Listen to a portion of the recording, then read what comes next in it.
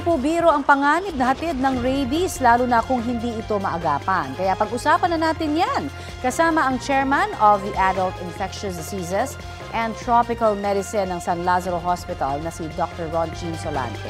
Magandang umaga at welcome po sa Balitang Hali. Hi Connie, good afternoon. Napakarami po ng ating mga kaso noong 2024 at ngayong 2025, marami-rami na rin po. Ano ho ba yung kadalasang nagiging dahilan? Bakit kaya humahantong sa pagkasawi yung mga ilang nakakagat at nagkaka-rabies? Well, unang-una Connie, tingnan natin sa malawak na aspeto. Marami talagang galang aso sa bansa natin, na talagang hindi sila naalagaan, walang nagalaga at walang bakuna yan, And in a city like kagaya ng National Capital Region na marami rin talagang mga bata or nasa kalye, then nandun yung dalawang factors na yan na high risk yung aso, mayroong rabies, and then mayroong potential na victim, yung tao.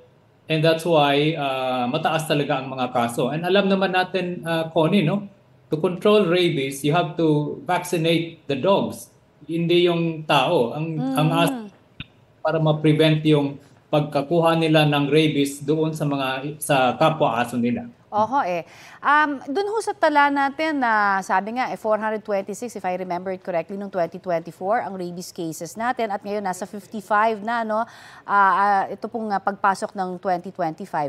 Ano ho ang kadalasang age na nakakagat? Mga bata ho ba o halo-halo na? Yes, I think we have a data on that more or less, more than 50% are really in the adolescent, less than 18 years old kadalasan ang biktima nito. And then the remaining 20% are in the middle age. And then nandito din yung may mga matatanda din tayo, siguro mga more than 50 years old. Marami din tayong mga ganong kaso. But the majority, Connie, is still the younger age group, yung mga bata talaga. Oo. At karamihan po kasi sinasabi nila, hindi nakapagsasabi. Kaya hindi ho nabibigyan ng agarang pagpapabakuna. Pero mabuti ho siguro paalalahanan natin, pag once nakagat, ano ba yung first aid muna natin pwede magawa? Yes, unang-una, pag nakagat ka, aso, pusa, or na-scratch ka lang, first aid is hugasan yung sugat para lang hindi mag-infect, Pangalawa, go to the health center or pinaka-nearest na dog bite center or animal bite center para ma-assess kung anong klaseng bakuna yung severity ng pagkagat, At especially, Connie, yung mga nakagat from the neck and up, napaka-dangerous niyan dahil mas malapit na yan sa brain natin. Talagang maski gabi yan or hindi this oras ng araw, dapat pupunta ka agad sa mga animal bite center. May window period po ba? Halimbawa, kung once nakagat, agad dalhin or pwede hong mga kahit na siguro ibabiyahe pa di ba? Lalong-lalo na dun sa mga areas na liblib na talagang binabiyahe papunta ng ospital.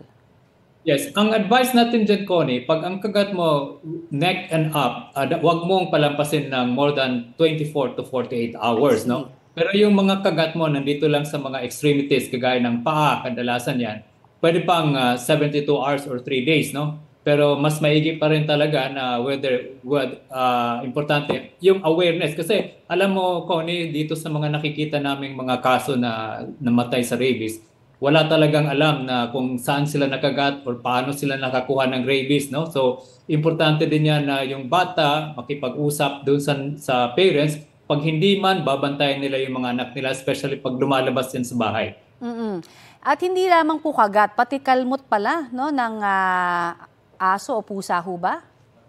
Yes, pusa, kalmot. Kasi yung nails kasi nila, Connie, dinidilaan nila yan. Inanon nila ng saliva yan. So, meaning that's also contaminated because the virus concentrates very high sa saliva ng mga pusa or aso. Okay. Meron ho ba tayong latest count sa inyo pong monitoring ng mga nagkaka-rabies sa bansa? Sa mga sandaling ito, may pagtaas ho ba o 55 pa rin as we speak?